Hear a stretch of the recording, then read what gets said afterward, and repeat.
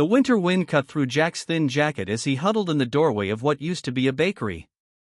3 years on the streets had taught him which spots offered the best shelter, but nothing could fully protect against the bitter December cold. His cardboard sign was damp from morning fog, but the message was still clear: anything helps. God bless. Most people hurried past, eyes looking away.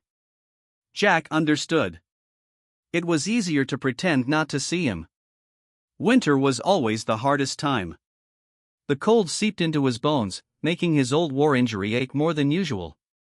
Today had been particularly bad, only a few coins tossed his way, not enough for a proper meal or a bed at the shelter. Jack watched as office workers rushed by in their warm coats, heading home to heated houses and hot meals. He remembered when he had those things too, before the factory closed, before the bills piled up, before his wife Mary took the children to her sister's place. Just until we get back on our feet, she had said. That was 3 years ago. He was about to pack up for the day when he noticed a young man approaching. There was something different about him. He walked slowly, not rushing like the others. He wore a fine wool coat and polished shoes, but it was his eyes that caught Jack's attention. They weren't looking past him like most people's did. Something made Jack speak up. "Excuse me, sir? Could you spare a pound for a hot drink?" The young man stopped. He had kind eyes that reminded Jack of his own son, Tom, whom he hadn't seen since losing everything. "What's your name?" asked the young man. "Jack," he replied, surprised anyone would ask. "I'm Henry," said the young man, extending his hand. "Mind if I sit for a minute?" Jack stared at the offered hand. When was the last time someone had wanted to shake his hand? He took it cautiously, feeling the warmth of human contact. "I don't mind," he said, though he wondered why anyone, especially someone like Henry, would want to sit with him.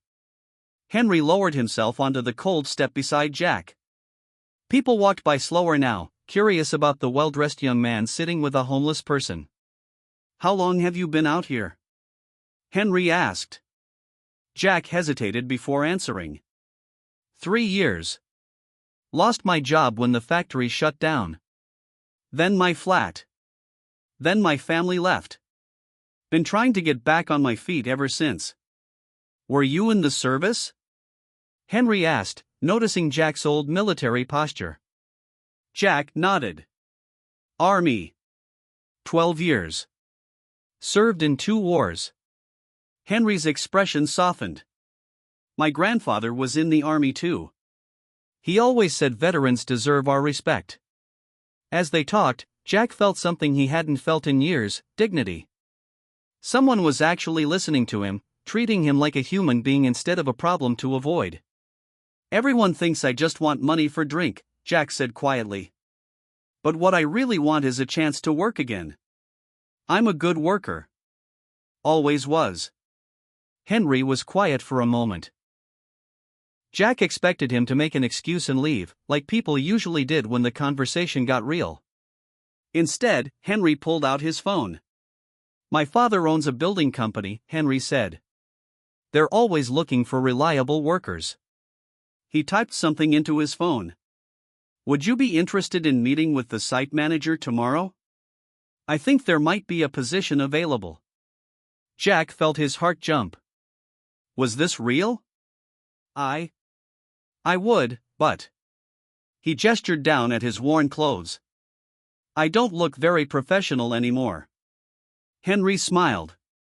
"Let's fix that," he said. "There's a shop just around the corner. And I know a place where you can get cleaned up before the interview." Jack couldn't believe what was happening. After 3 years of being invisible, someone had seen him, really seen him, and was offering the one thing he'd been praying for: a chance. "Why would you do this for me?" Jack asked, his voice shaking. "You don't even know me." Henry looked him straight in the eyes. "Because everyone deserves a second chance. And sometimes all it takes is one person willing to offer it." For the first time in years, Jack felt a tiny spark of hope ignite in his chest. The E&D the next morning found Jack standing outside the cafe where Henry had asked him to meet. He was early, too nervous to sit still at the small hostel room Henry had paid for. Jack ran his hand through his freshly cut hair, still not used to the clean feeling. The new clothes felt strange on his body, a simple pair of work trousers, a warm jumper, and sturdy boots. All second-hand but clean and proper. Jack checked his reflection in the window. A different man looked back at him. Gone was the matted beard and wild hair. His face was clean-shaven, showing the strong jaw that had been hidden for years. His eyes, though still marked by deep lines of worry, seemed brighter today. "Jack!" Henry called, walking briskly toward him. "You look ready for that interview." "I don't know how to thank you," Jack said, his voice thick with emotion. Henry smiled. "Thank me by getting this job and making the most of it." He checked his watch. "The site manager, Bill, is expecting us in 30 minutes. Let's grab a quick breakfast first. You'll need your strength." Inside the cafe, the warmth wrapped around Jack like a blanket. Henry ordered them both a full English breakfast. Jack tried to eat slowly, though it had been ages since he'd had a proper hot meal. The eggs, beans, toast, bacon, and tea seemed like the finest feast. "Tell me about your skills," Henry said between bites. Jack sat up straighter. "Before the army, I did my apprenticeship as a carpenter. In the service, I worked on buildings in every place they sent me. After, I worked at Wilson's factory making furniture until they closed down." Henry nodded. "That's perfect. Dad's company is building a new block of flats, and they need skilled hands." As they finished eating, Jack's nerves returned. "What if they don't want to hire someone like me? Someone who's been..." He couldn't finish the sentence. Henry put down his cup. "Dad started his company with nothing but a toolbox and determination. He believes in second chances because he got one himself. Just be honest about your skills and your situation." They walked to the building site, a large area surrounded by tall fencing. The sound of machinery and hammering filled the air. A man in a hard hat and high-vis jacket waited by the entrance. "Bill," Henry called out, waving. "This is Jack, the man I told you about." Bill was a stocky man with calloused hands and a weathered face. He gave Jack a firm handshake, looking him up and down. "Henry says you've got carpentry skills," Bill said. "We've got frames to build and lots of finish work coming up." Jack nodded. "Yes, sir. I've been out of work for a while, but my hands remember the trade." Bill seemed to appreciate the honesty. "Show me, then," he said, leading them into a work shed. He pointed to some wood, tools, and a simple drawing. "Can you make me a basic window frame? Size is on the paper." Jack felt a calm come over him. This he knew. This was what his hands were made for. He picked up a pencil and began marking measurements on the wood. He worked carefully but efficiently, aware of Bill watching his every move. As Jack worked, he talked about his experience, the projects he'd completed in the past, the techniques he preferred. His hands moved with growing confidence, cutting, joining, checking for square. The familiar smell of sawdust filled his nose, bringing back memories of better days. When he finished, Bill inspected the frame closely, checking the corners, the strength of the joints. Finally, he looked up at Jack. "Not bad for someone who hasn't held proper tools in years," Bill said. "There's a bit of rust to shake off, but I can see you know what you're doing." He paused. "The job's 6 days a week, starts at 7 sharp. Pay is weekly. We can offer you a spot in the workers' hostel until you get on your feet properly. Can you start tomorrow?" Jack felt his chest tighten with emotion. "Yes, sir. I'll be here." Bill nodded. "Good. Now, let's sort out your paperwork." As they left the site an hour later, Jack held his employment contract carefully, as if it might vanish if he gripped it too hard. "Henry," Jack said, his voice wavering, "I don't know how I'll ever repay you." Henry smiled. "One day, when you're back on your feet, you'll help someone else who needs it. That's how it works." For the first time in 3 years, Jack walked with his head held high. Tomorrow would be his first day of work. His first step toward getting his life, and maybe even his family, back. The 6 months had passed since Jack's first day at the building site. The early spring morning was crisp as he walked to work, his lunch packed in a new bag. His body had grown stronger, his face fuller. The workers' hostel was small but clean, and Jack kept his room tidy. Every week, he saved most of his wages in the bank account Henry had helped him open. Today was special.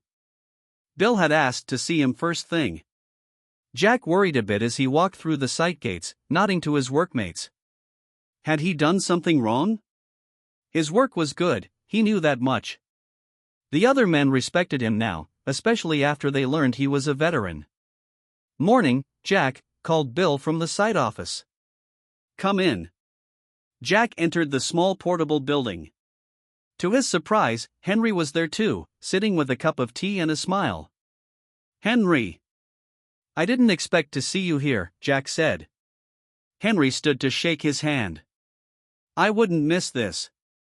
Bill has some news." Bill cleared his throat.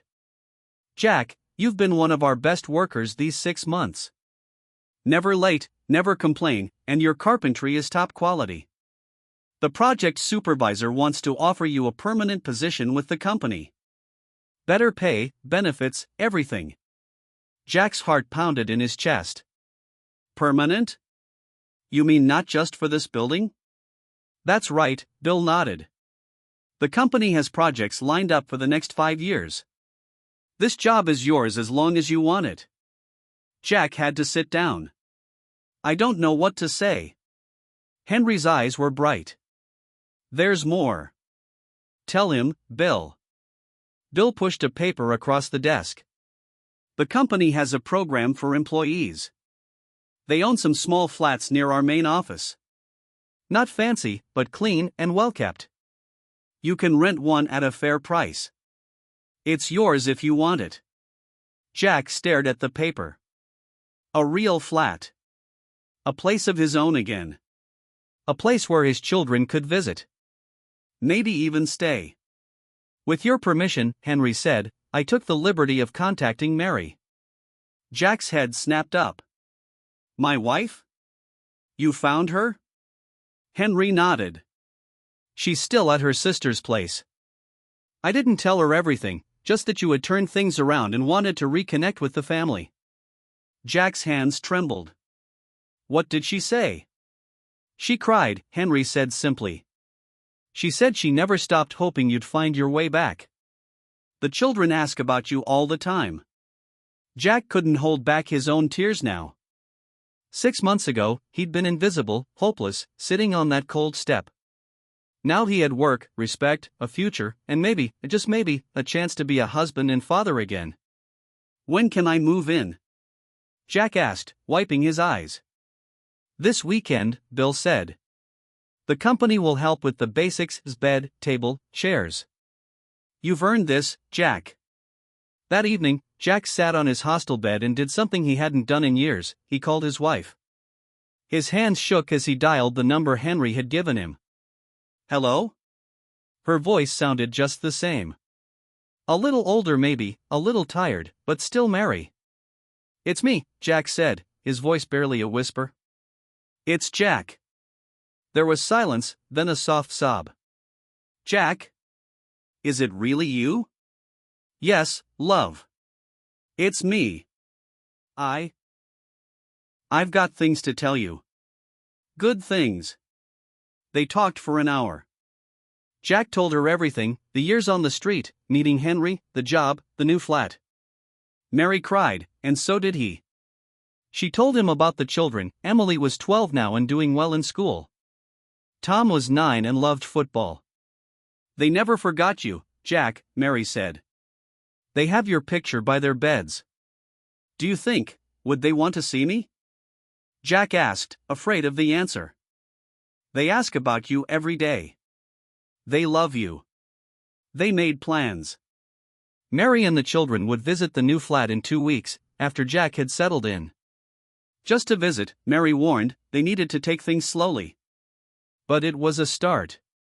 After hanging up, Jack sat quietly, letting hope fill all the empty spaces inside him.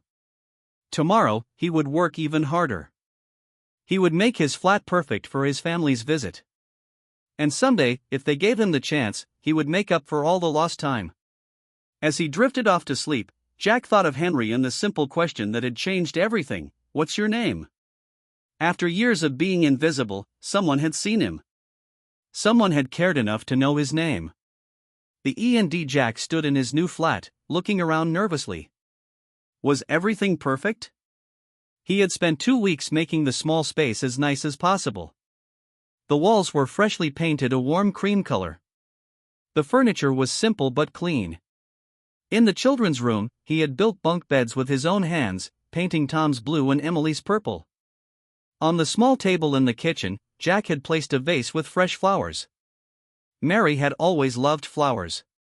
He checked his watch again. They would be here in 10 minutes. His stomach felt tight with worry. What if the children didn't recognize him? What if they were afraid of him? What if Mary took one look at the flat and decided it wasn't good enough?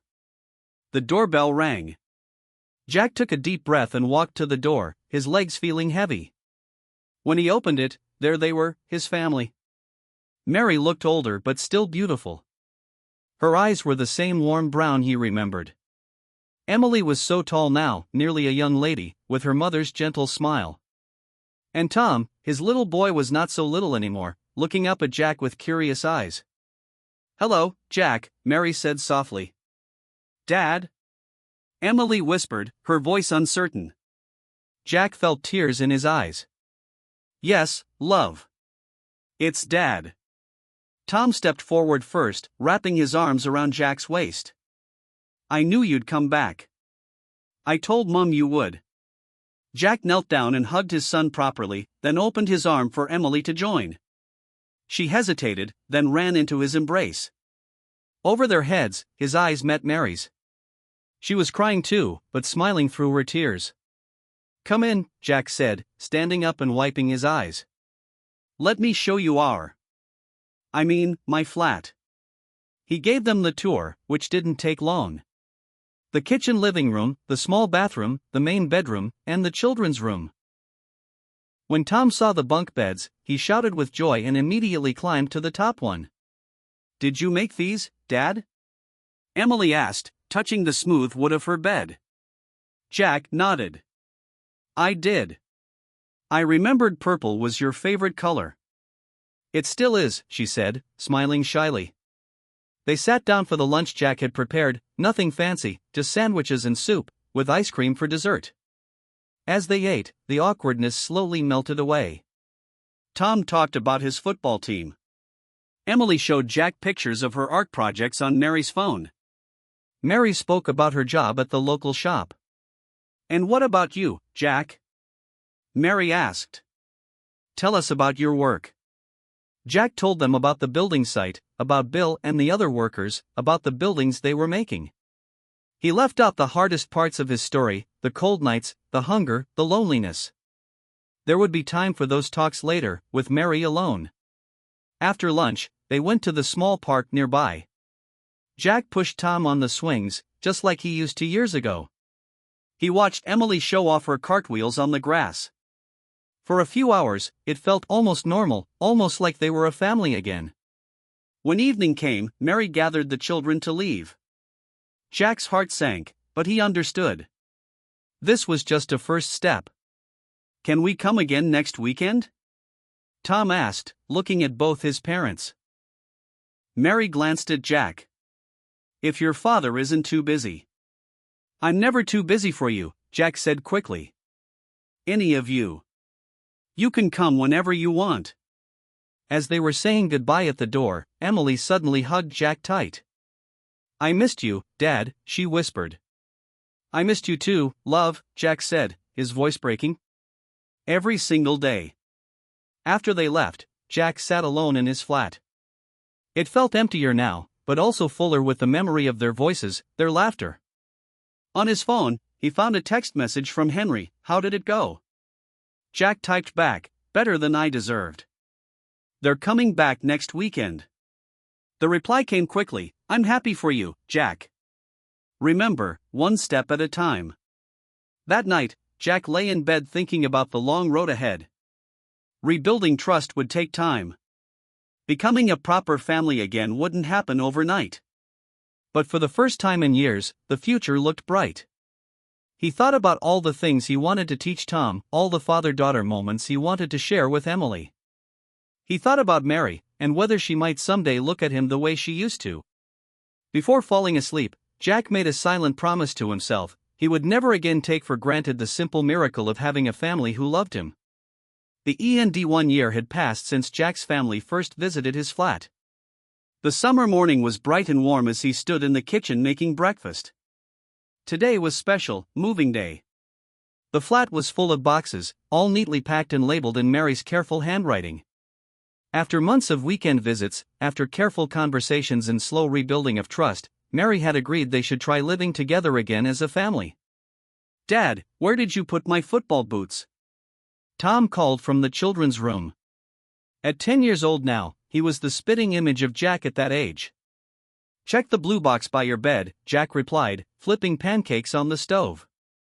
Emily's favorite. Emily appeared in the kitchen, her hair tied back neatly. At 13, she was growing more like her mother every day. "Can I help with anything?" she asked. "You can set the table, love," Jack said with a smile. As Emily arranged the plates and forks, Jack heard Mary's footsteps. She entered the kitchen wearing the dress he had bought her for her birthday last month. "Something smells good," she said, kissing Jack lightly on the cheek. These small signs of affection still made his heart leap. "Special breakfast for a special day," Jack replied, sliding pancakes onto a plate. They sat together at the small table one last time. Jack looked around at his family, and felt a wave of gratitude so strong it nearly took his breath away. After breakfast, there was a knock at the door. Jack opened it to find Henry standing there with 2 other men. "Moving crew reporting for duty," Henry said with a grin. "These are my brothers, David and Peter. We've got the van outside." Jack shook their hands warmly. "Thank you for coming. There's not too much to move." "Uncle Henry." Tom ran to the door and high-fived Henry, who had become a regular visitor and something of a hero to the boy. With many hands, the work went quickly. The men carried boxes and the few pieces of furniture down to the waiting van. By noon, the flat was empty. Jack stood in the middle of the living room, looking around at the bare walls. This small place had been his first step back to life, his first real home after years on the streets. "Are you all right?" Mary asked softly, putting her hand on his arm. Jack nodded. "Just remembering. When I first moved in here, I never dared hope that one day we'd all be leaving together." Mary squeezed his arm. "You worked so hard, Jack. You never gave up." Outside, Henry was helping Tom arrange his boxes in the van. "Ready for your new house, champion?" he asked. Tom nodded excitedly. "It's got a garden, Uncle Henry. Dad says we can kick the football there." The new house wasn't large, a modest 3-bedroom terrace with a small garden, but to Jack, it might as well have been a palace. He had saved every penny from his promotion at work. Mary had contributed her savings too. Together, they had enough for the deposit on a mortgage. As they drove across town to their new home, Jack thought about how much had changed. He was now a site manager, overseeing his own team of workers. At his suggestion, the company had started a program to help homeless veterans find work in construction. 3 men had already gone through the program successfully. They arrived at the house, a neat brick building with red door and flower boxes in the windows. Mary had already planted bright summer flowers in them. As they unloaded the van, their new neighbors came out to introduce themselves. Jack shook hands confidently, no longer ashamed of his past. He had learned that almost everyone had struggles, visible or invisible. When everything was inside, Henry and his brothers prepared to leave. "I can't thank you enough," Jack said to Henry, his voice thick with emotion. "Not just for today. For everything. If you hadn't stopped that day." Henry smiled and put his hand on Jack's shoulder. "Remember what I said a year ago? About helping someone else when you get back on your feet?" Jack nodded. Well, I heard you've been doing exactly that with your veterans program. That's all the thanks I need. After Henry left, Jack found Mary in the kitchen, unpacking dishes. What are you thinking? She asked, seeing his thoughtful expression. I was thinking about second chances, Jack said. And how sometimes the kindness of one person can change everything. That evening, as the family sat together in their new living room, surrounded by boxes but filled with hope, Jack silently renewed the promise he had made to himself a year ago, to never take for granted the miracle of family, of home, of belonging. And to always, always remember to ask someone's name. The end.